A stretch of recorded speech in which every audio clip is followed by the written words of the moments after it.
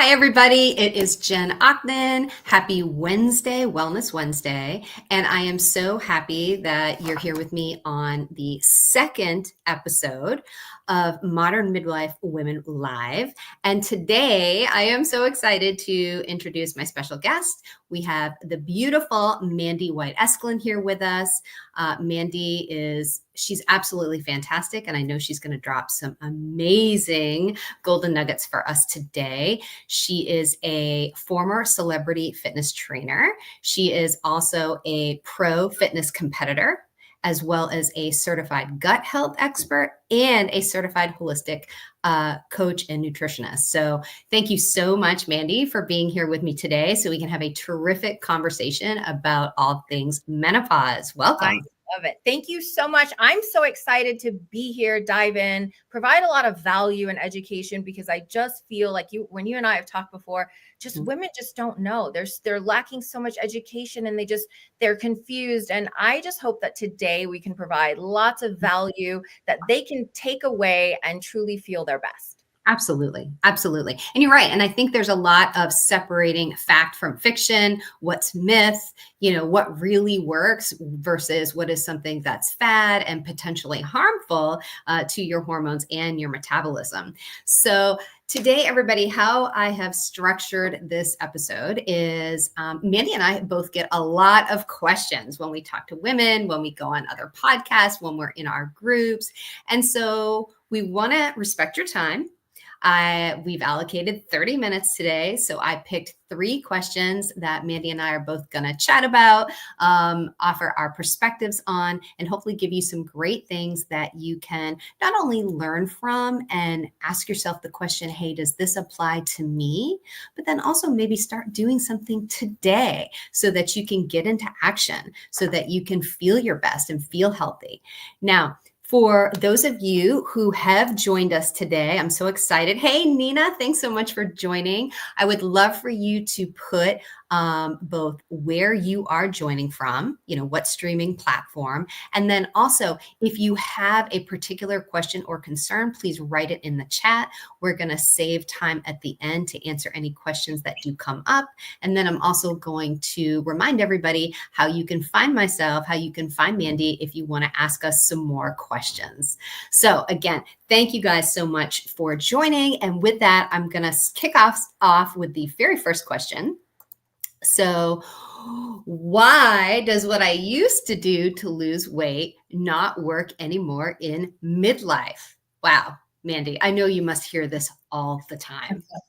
That is such a loaded question, because it really is, because most of us think, oh, well, what worked for me when I was in my 20s or in my 30s by eating less and exercising more should work. But actually, suddenly nothing seems to work, especially with this hormonal shift that creates this metabolic storm in our body. So yes, this is a loaded question for sure. Absolutely. Absolutely. So here's how I'm going to approach answering this question. I'm going to pop up just a quick graphic because that's who I am. I want to show this. So I want you guys to focus on this tree, because like what Mandy said, right? You do things in your 20s and 30s and you either keep your weight down, and then all of a sudden it feels like you gain all this weight and you start feeling a little crazy, a little brain fog, more fatigue, and you try to lose weight. You try to get rid of that extra weight that's piling on around your middle, and it's not working. It's not working at all. So when you look at this tree, what I want you to think about is a tree is only healthy, right? You get beautiful flowers, you get beautiful leaves, you get fruit that you can eat if the roots are strong. So it's really the same thing with our hormones. You can slap on as much, hormone cream or take hormone pills, and you might think that that's going to help you lose the weight. But if you don't address what's going on at the root, heal yourself at that root level, then all the hormone replacement creams in the world are not going to work. And so what I have down there is really thinking about your adrenals, your circadian rhythm, and your blood sugar. And those are tied to your 3 big hormones, where you're looking at your cortisol response, your stress hormone, your insulin, which is all about your blood sugar management, and melatonin, right? So, and again, I could spend 45 minutes on this one topic alone. So I'm going to keep this brief because I absolutely want to hear Mandy's thoughts on this question. But what's really important is, number one, we have to stop normalizing stress, and we have to stop carrying it as a badge of honor. I'm so stressed. I'm so busy. I have all this to do. Because it's so unhealthy. The root of all major diseases really stems from our stress response. And so we have to focus on nervous system regulation. So when I think about this, people say, oh, Jen, yeah, I'm stressed. I'm stressed all the time. There's really nothing I can do about it. Okay, I get you. But when you think about stress, yes, you're going to have stress in your life, and that takes away from you, that taxes your adrenals, that drives up your cortisol, which impacts your blood sugar. But you also have to make time then to recharge. You can't be giving all the time. You have to take those moments in your day to balance yourself out. Think about it this way. If you have your checking account, right? It's full of money, but you're paying bills all the time. Heat, food, water, eggs. You seen the price of eggs lately, right? You don't want to operate in the red. You don't want your checkbook to be in the red. So what do? You make regular deposits. Same thing for your nervous system to manage those stress levels. You're dealing with your stressors in life, but you've got to do things to bring them back. Because if you don't, cortisol spikes, impacts a shift in blood sugar. That means that your insulin response is reduced. So instead of burning calories, you're just pushing more and more calories as you're getting your glucose from either your muscles or your liver, and you're just constantly in an activation mode. You've got to relax it. With that becomes managing your sleep. And then with that, of course, is just your overall blood sugar management. So again, this is a very top level answer, but all of these things work to prevent you from losing weight and in fact, make you gain weight. So the simple answer is stress does make you fat. You have to stop ignoring and normalizing the effects of stress on your body and really prioritize taking some time for you and doing some activities that make you feel happy, safe, and loved, because your body is going to love you back then and feel more safe and able to kind of release that extra weight instead of holding on to it. Okay. So Mandy, give me your take on this question. I love this question because, as you mentioned, like stress does make us fat, because when estrogen lowers, right, and progesterone as well, cortisol, which is that fat producing and fat storing hormone, like you mentioned, when it stays chronically elevated, that leads to even more cravings, muscle loss, and then that weight gain, especially around the belly. And traditional like cutting calories just doesn't work because we're already in that deprivation mode. We have been starved, right? We've been starving ourselves because that's what we think is, oh, if I need to lose weight, I need to eat less. Well, actually, it's completely the opposite.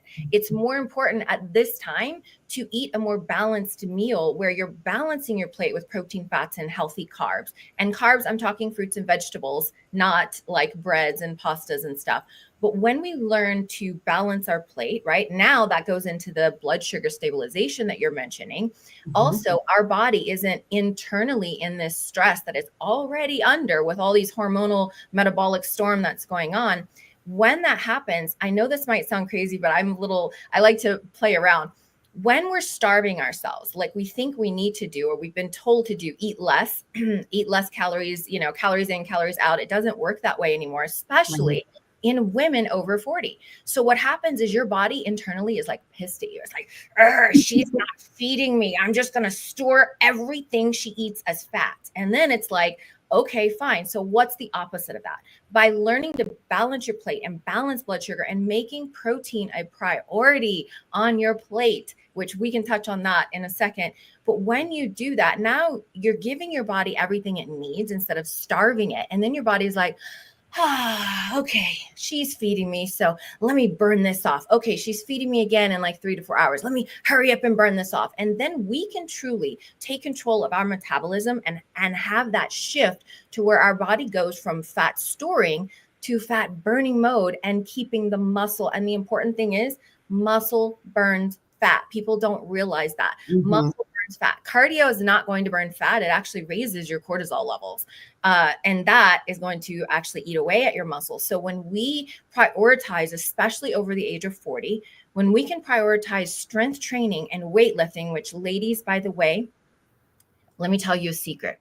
You can't get bulky. I promise. I've been lifting weights for like 20 years. I promise you'll never get bulky. We don't have enough testosterone that men do in order for that to happen. Exactly. But when we prioritize that weight and resistance training, not only is it great for our bones, by the way, because it pulls on our bones and makes our bones stronger, which osteoporosis is very common in menopause. So there's so many reasons to prioritize that weight training, right? And weight lifting and resistance training instead of cardio, but also eating more protein. We truly need about 100, a minimum of 100. What I recommend, minimum 100, but if you can, eat your ideal body weight in grams of protein. So for instance, my ideal body weight is about 130. I aim for 130, but if some days I fall somewhere between 100 to 130 grams per day, I know that I'm still feeding my muscle. I'm not starving my body. I'm going to actually help my body burn more fat, and it's going to stabilize blood sugar. Exactly. So protein will help you stabilize that blood sugar as well as reduce those cravings. And then it's going to help you be more satiated. So you're going to sleep better. And then you're going to have lower cortisol levels as a result. So I love that chart that you have because it's such a great visual to help people understand what that foundation is that we really need to focus on in order for the rest of it to flourish. Exactly. And it's so funny. People think about, cardio. I mean, that was the generation that I grew up on, right? It was lean cuisines. It was Snackwell's cookies. Yeah. It was, everything was low fat, and here's the thing. I mean, when you look, I love cardio and I think cardio has its place, but if we're talking about a midlife woman who is trying to lose weight, cardio is an add-on extra for your heart, for stress relief, for enjoyment. The foundation has got to be that resistance training, because when you're burning when you're doing cardio, you're burning calories. When you're lifting weights, you're not only burning calories then, you're burning calories all day long, baby. So you're turning into this massive metabolism fat burning machine. So I absolutely love that. Strength training is where it's at. So what you used to do, starving yourself and only focusing on calorie reduction, ladies, don't do it. You can eat more, eat better quality foods, and just feel so much better. So great stuff. I love that. So the second question that I get a lot, and I'm going to let Mandy take the first crack at this one, is really, what is the connection between gut health and menopause? And because women can experience, number one, the meno belly, right? So you're getting that weight gain there. But how do you know if it's meno belly versus bloat or digestive issues? So what's that connection, Mandy, between gut health and menopause? It is such a huge connection. First of all, even your gut and your brain are connected. The gut has been called the second brain. Not only is it truly connected to this one, but also it regulates 70% of our hormone function is in our gut. The gut actually helps us metabolize estrogen. It helps us break it down and eliminate that extra. Because if our gut is unhealthy, right? If you've got leaky gut or constipation, then what happens is estrogen recirculates in the body, and that will lead to weight gain as well as that bloating and inflammation. Now, I do tell people you want to pay attention to what you're putting into your body.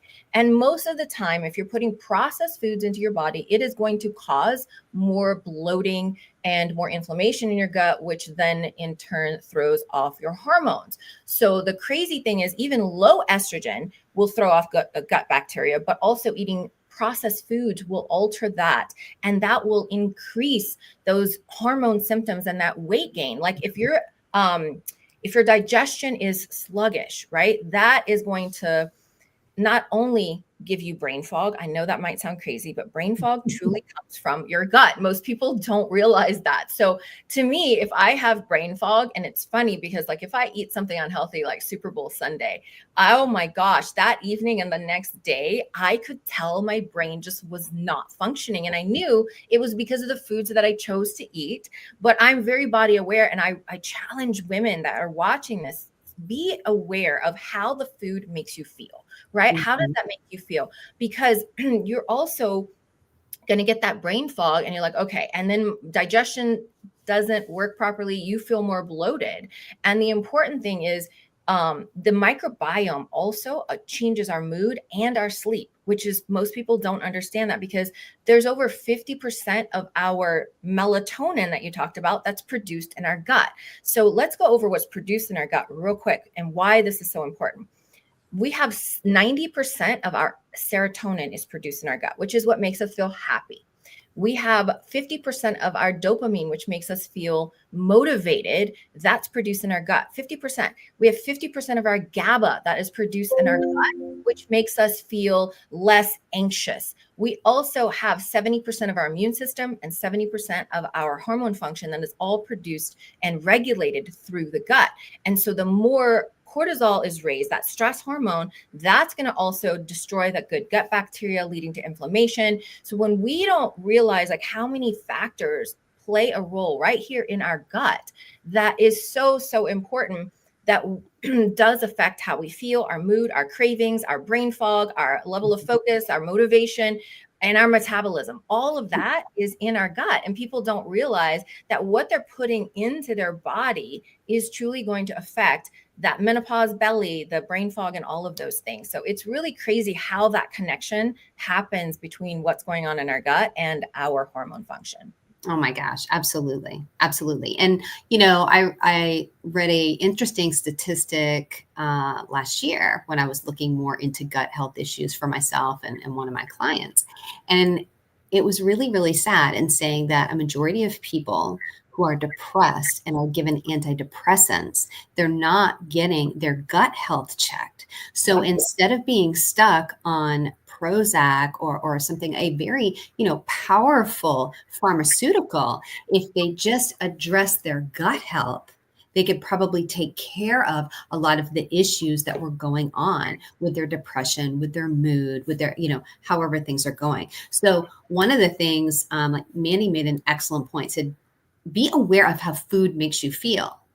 I like to call it very similar, like be your own best health detective, right? You have to really analyze. It's good to go to the doctor to get medical advice. I'm always going to say that. What I'm also always going to say is that you have a choice on whether to accept that diagnosis, accept that recommendation, or go ahead and get another opinion, because nobody knows your body like you do. And I think this is so, so important when we look at the increase in mental health issues, depression, and the two biggest things that women in midlife are prescribed are what? Birth control, antidepressants. Yeah. Maybe girl, it's your gut. So some of the things that you can do, like right away, like the minute that you get off this live stream with Mandy and I, think about what you are eating, right? Are you maybe taking a probiotic, right? A good high quality probiotic to get in that good health bacteria.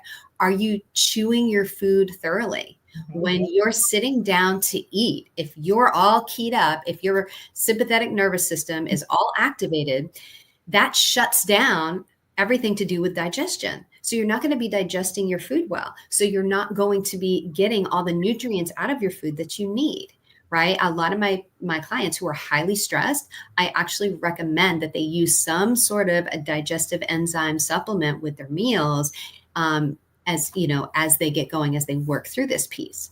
Yeah. And can I add one more piece to that? And I want to give an example of why the gut just fascinates me, because when I was competing, and this was about 13 years ago, those really strict diets that my coaches had me on, right? In order to get 9%, 10% body fat.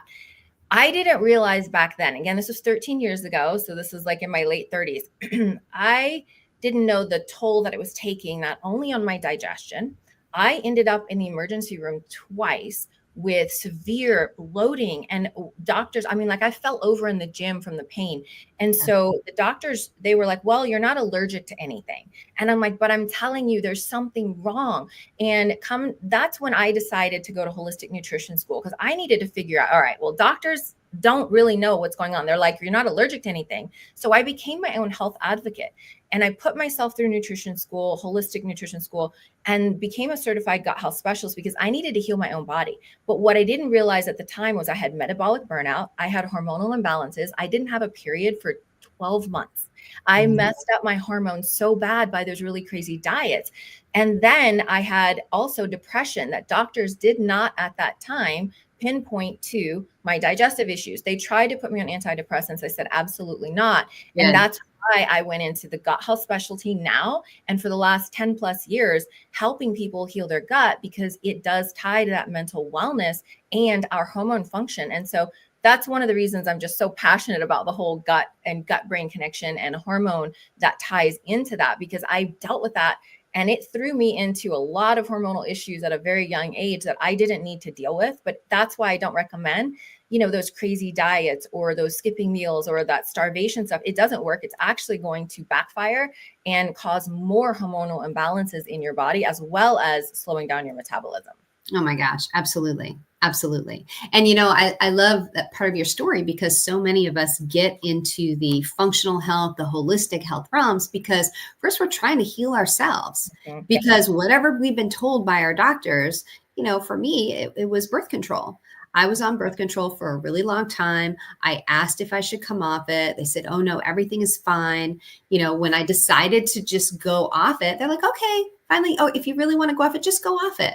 I hadn't prepped my body at all. The tidal wave of storm of symptoms that just, it buried me in terms of literally, I felt like I was going crazy. Periods up, down, everywhere. I mean, ladies, you're on a vacation in Florida and you only got a lot of white clothes. It's not a happy place to be. Guys, I'm sorry. This is a podcast about midlife. We're keeping it real. So there's just so many things that can happen. And the only thing that my doctor told me, Mandy, was, you know what, you could just go back on the pill. I'm like, really? Really? That's the answer? No, it wasn't. So I went through post-birth control syndrome, right into perimenopause, and then boom, it hit menopause. So it was a rocking and rolling ride for, 2.5 years or so. But again, I love this conversation so much. So ladies, be good to your health. Eat good food, eat fermented food, eat lots of veggies. And if you are having digestive issues now, very sensitive, one of the easiest things that you can do is don't eat as many raw foods at first. Use some cooked foods and use a fork test, because if you can push your fork through it, right, then it's easy enough on your digestive system, especially if you're having a lot of issues and you're a highly stressed person, right? So be easy on your gut, start feeding it, start giving it some love, and you'll definitely see some results. So just great conversation. I love that. Okay. So we're doing pretty good. We've got 7 minutes. I really wanted to respect everybody's time. Everyone's so busy. We're going to go on to our third question. And I love this one because it's, when should women start preparing for menopause? And then what do they do today? The answer is start right now, right? So think of Mandy and I, first of all, as your big sisters. You're hanging out. We're your big sisters today. And so right now I'm talking to my ladies who are in their 20s, in their 30s, or maybe you're rocking your early 40s, right? I loved my early 40s. Here's the thing. It's never too late to start getting healthy. True statement. Also true. The earlier you start, the easier it's going to be, because entering menopause when you're 20, 30, 40 or more pounds overweight makes it incredibly difficult, but not impossible, right? You never want to give up on yourself. It's never too late. But ladies in my 20s and 30s right now, one thing that I want you to start doing, if you're not already, is track your cycle. Number one, there's a million different apps that make it so easy, but tracking your cycle so that you can understand as things start moving. Number one, first thing, it's important to know and to recognize changes when they come, because perimenopause really can start as early as 35. And there's a lot of symptoms with perimenopause, Mandy knows, that you don't say, oh, I didn't know perimenopause. This isn't perimenopause. Yeah, girl, it probably is. So start tracking your cycle. Number two thing I want you to start doing is, as well as tracking your cycle, track your sleep, because oftentimes perimenopause and hormonal shifts, right? As that progesterone starts dropping, it's going to impact your sleep. So if all of a sudden you are having difficulty falling asleep or you're having difficulty staying asleep, that is an early indicator of a potential hormone change, right? A significant change. And then the last thing I want you to do, and I'm going to turn this over to Mandy, is I want you to go get a hormone test now and get a full panel. I want to see all your estrogen levels. I want to see your ratio of your estrogen to progesterone, right? Because ladies, the ratio is what's important. I do want to see your progesterone. I want to see your testosterone. I want to see your DHEA. I want to see your thyroid levels, right? Your T3, your T4. I want to see all of that. Because if you have a hormone panel when you are quote unquote normal, it's going to be an incredible baseline for hormone tests as you go along and you get older, and then you start looking at potential, maybe you want to do some sort of bioidentical hormone replacement therapy. I'm on it right now. I put on my creams. I love my creams. But having that early hormone panel when you're quote unquote normal and healthy and functioning in your prime childbearing years, so important. Have those baselines. Yeah. Your health detective, start tracking things now, because it's really going to help you start to identify as your changes begin. So Mandy, over to you. I love that. I think that's so important to have that snapshot of what's really going on in our body, because we might think one thing and we might think we're okay, but we don't realize how those hormone levels are off even already. Like perimenopause can last it can be 2 years or it can be 10 years. It's really crazy. And most women don't realize that. They might just go, oh, well, I'm not in menopause. I'm like, yeah, but sister, what you got going on and all of these labs and all of these symptoms, like this is all perimenopause, and it's okay. Mm-hmm.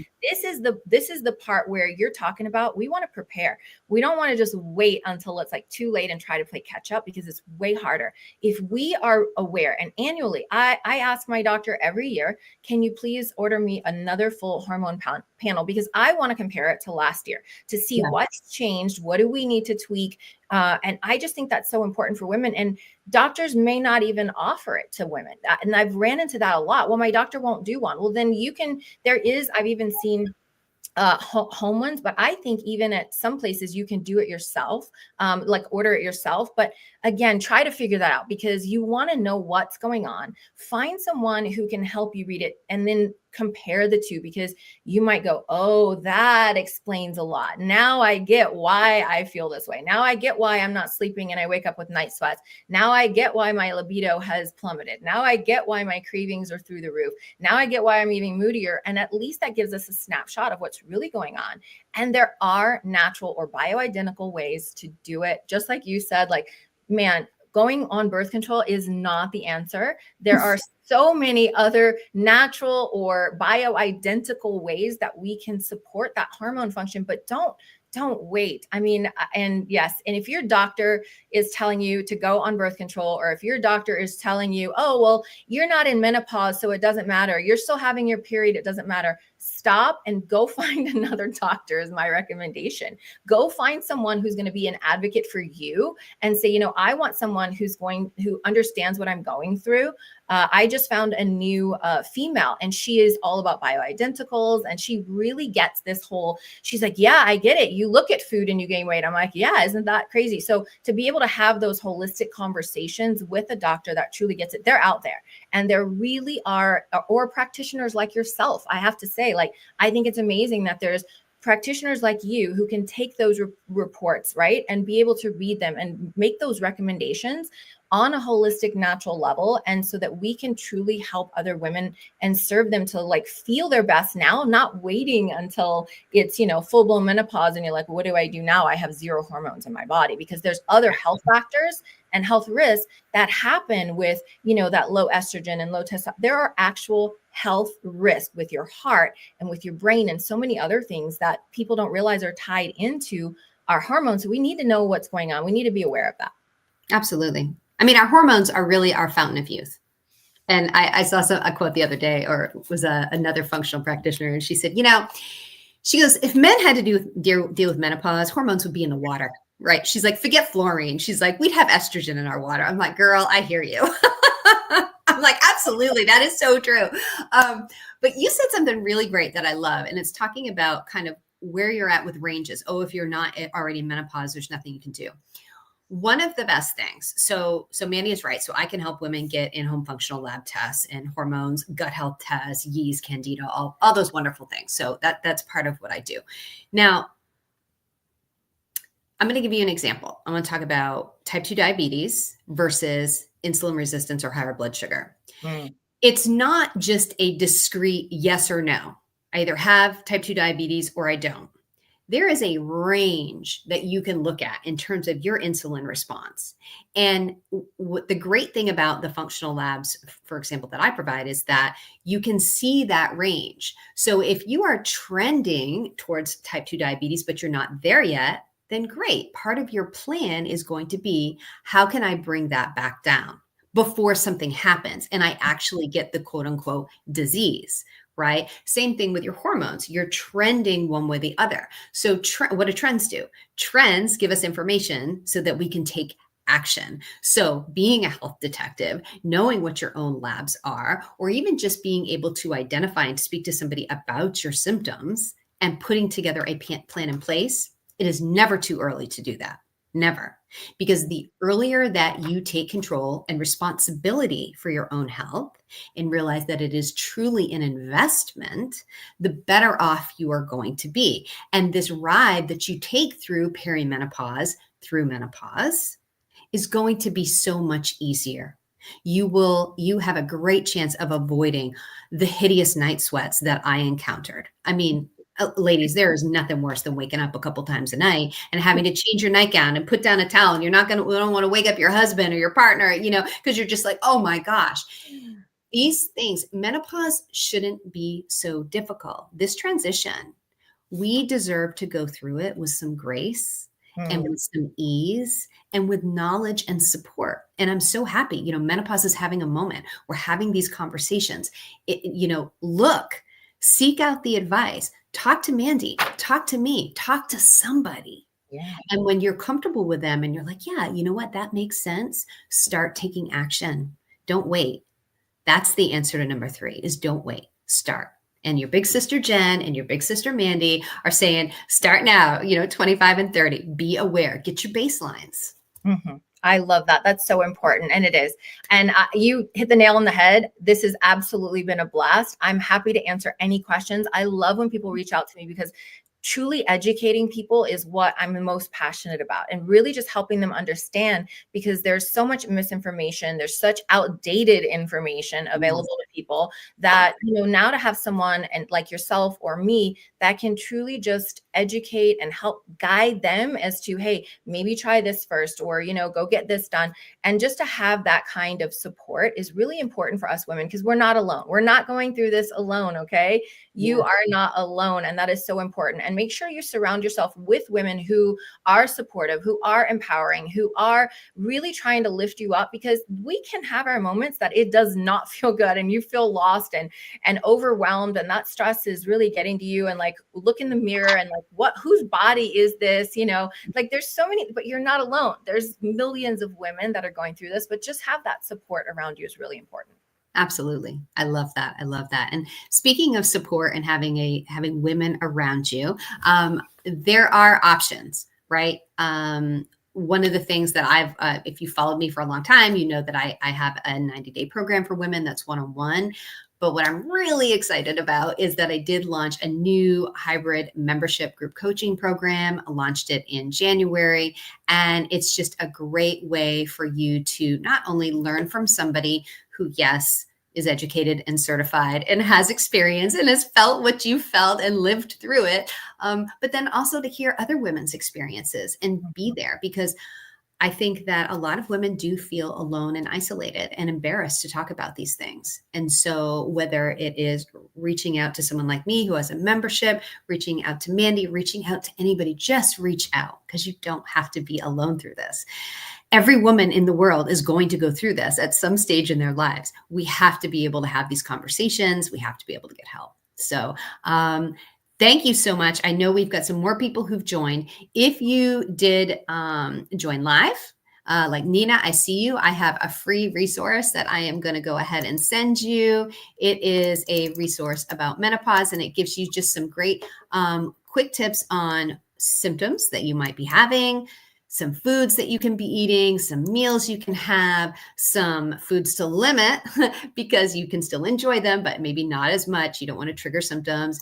And then also some great baseline supplementation that if you haven't started supplementing, look, I know Mandy is on board with this.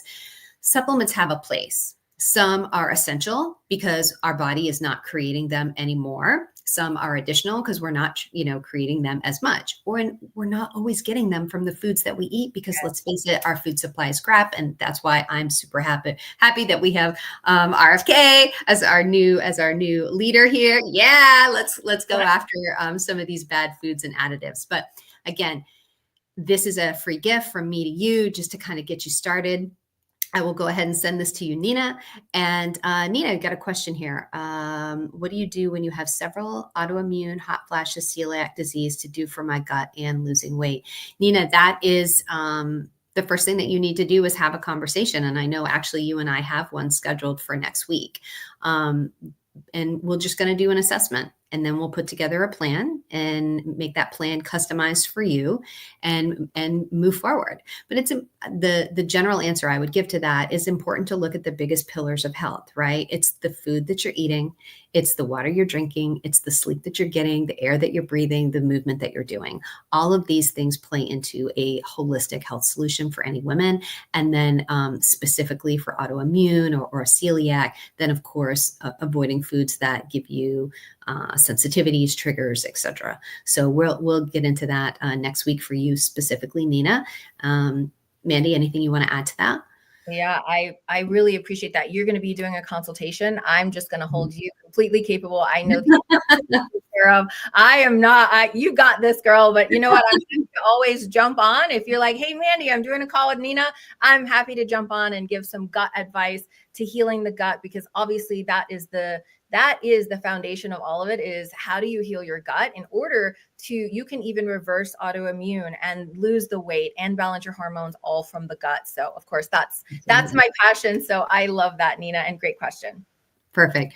All right, everyone. Thank you so much for joining. If you do catch this on the replay, be sure to comment #replay, and any questions that you do have, Mandy and I will keep an eye on the comments as they do come in. Next week, I am going to be having a solo episode, and I'm going to be talking about the connection between, we talked about it today a little bit, the combination of looking at protein, resistance training, and cardio. How do you create kind of an aligned fitness program that works for your goals, no matter where you are on this midlife journey? So I look forward to seeing everybody next week, Wednesday, 12 p.m. Eastern, for that third episode of Modern Midlife Women Live. Thank you so much. And Mandy, thank you so much for your time today. It's been a blast. Thank you so much. It was an honor to be here. All right. Take care, everybody. Have a great rest of your week.